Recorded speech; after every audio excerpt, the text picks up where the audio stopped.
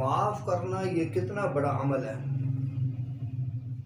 آپ نے کسی بھائی کو معاف کر دینا یہ کتنا بڑا عمل ہے، اور اللہ رب العزت کے ہاں اس کا کتنا بڑا جو ہے وہ درجہ ہے، اور اللہ کو یہ عمل کتنا پسند ہے۔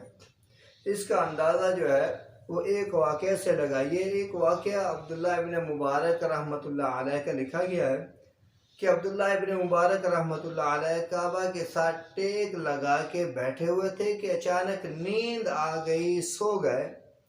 تو عبداللہ ابن مبارک رحمۃ اللہ علیہ فرماتے ہیں کہ میرے انسانی شکل کے اندر میرے پاس 2 فرشتوں کو بھیجا گیا، جن میں سے ایک فرشتہ دوسرے سے یہ سوال کر رہا تھا کہ بتائیے کہ اس سال کتنے لوگوں نے حج کیا؟ تو دوسرا فرشتہ جواب دیتا ہے 6 لاکھ لوگوں نے حج کیا۔ پھر وہ فرشتہ سوال کرتا ہے کہ 6 لاکھ لوگوں میں سے کتنے لوگوں کا حج قبول ہوا؟ تو پھر وہ دوسرا فرشتہ جواب دیتا ہے کہ 6 لاکھ میں سے ایک آدمی کا حج بھی اللہ کے ہاں قبول نہیں ہوا، اس قابل نہیں تھا کہ وہ قبولیت کے درجے کو پہنچے۔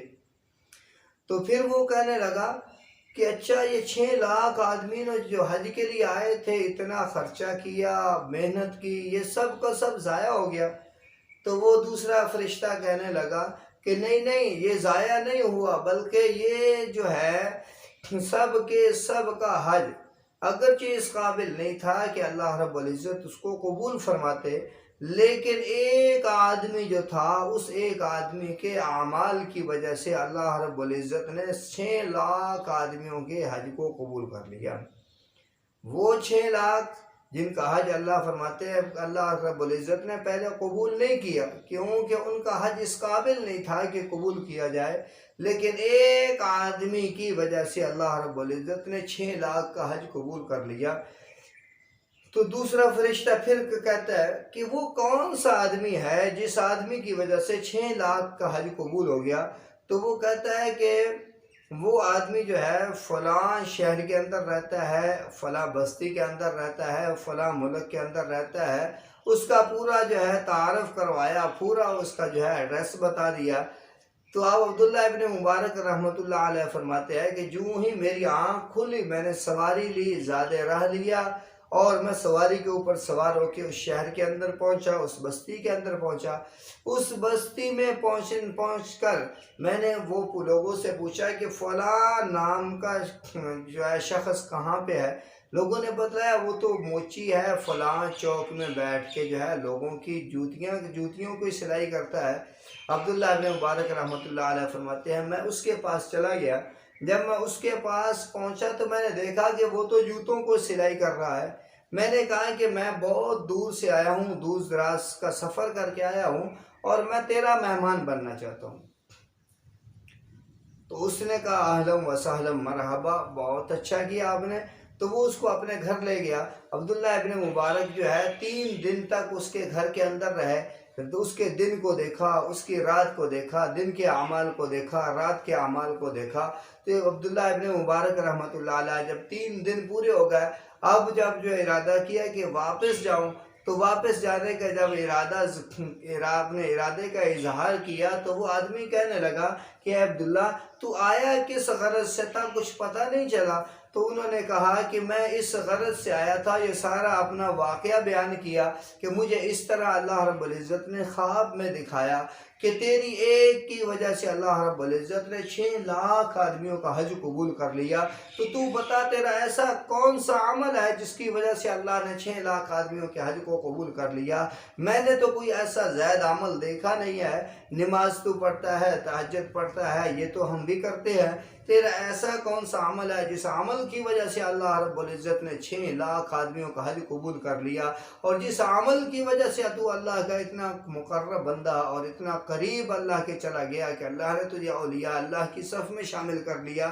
تو وہ سوچ و بچار کے بعد یہ کہنے لگا کہ عبداللہ میرا اور تو کوئی ایسا عمل نہیں ہے، ہاں ایک عمل میں ایسا کرتا ہوں، وہ عمل یہ ہے کہ جب رات کے وقت میں اپنے بستر پہ آ کے لیٹتا ہوں، سوچ و بچار کرتا ہوں کہ کس آدمی نے آج میرے ساتھ زیادتی کی، کس آدمی نے میرے اوپر ظلم کیا، تو میں یہ سوچ کے پھر آخر میں یہ فیصلہ کرتا ہوں کہ یا اللہ جس نے بھی میرے ساتھ آج کے دن کے اندر ظلم زیادتی کی ہے یا میرا حق مارا ہے، یا اللہ میں سب کو معاف کر کے سو رہا ہوں، یا اللہ میں سب کو معاف کر کے سو رہا ہوں۔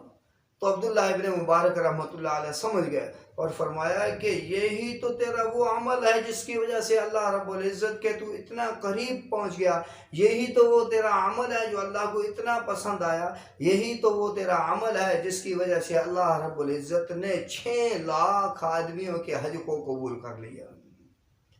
اور فرمایا کہ یہ کوئی چھوٹا سا عمل نہیں ہے اپنے دوسرے بھائیوں کو معاف کرنا، فرمایا کہ یہ تو بہت بڑا عمل ہے۔ اب اندازہ آپ نے خود لگا لیا ہوگا کہ یہ کتنا بڑا عمل ہے۔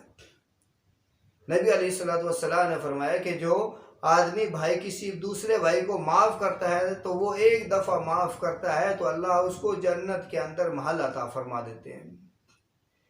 اور اسی طرح جو ہے یہ معاف جب کرتا ہے تو اللہ کے اتنا قریب چلا جاتا ہے، اتنا قریب چلا جاتا ہے کہ جتنا ہم سوچ بھی نہیں سکتے کہ کتنا وہ اللہ کے قریب چلا جاتا ہے۔ اس ایک واقعہ سے اندازہ لگائیے کہ وہ کتنا اللہ کا قریب ہو جاتا ہے۔ تو اس لیے اپنے سارے ساتھیوں سے میں یہی گزارش کروں گا کہ ہم لوگوں کو بھی اپنے اندر یہ صفات پیدا کرنی چاہیے کہ ہمارے اگر بھائیوں سے کوئی زیادتی ہو جائے، کوئی ظلم ہو جائے، کسی کا حق تلفی ہو جائے تو ہم اللہ کی رضا کے لیے اس کو معاف کر دیا کریں۔ جب ہم ان کو معاف کریں گے تو اللہ رب العزت جو ہے ہم سے اگر کوئی کمی کوتاہی کسی کے بارے میں ہو جائے گی، اللہ اس کے دل میں بھی ڈال دے گا کہ تو اس بندے کو معاف کر دے۔ تو یہ معافی کا انتظام اللہ خود فرمائے گا کہ تو چونکہ یہ میرا بندہ دوسروں کو معاف کرتا ہے تو اللہ فرمائے گا کہ میں دوسرے کے دل میں ڈال کے تجھے معاف کروا دوں گا۔ تو اس لیے اللہ رب العزت سے دعا کرے کہ اللہ رب العزت ہم سب کو یہ جو ہے معافی والی صفت خصوصی طور پر اپنے اندر پیدا کرنے کی توفیق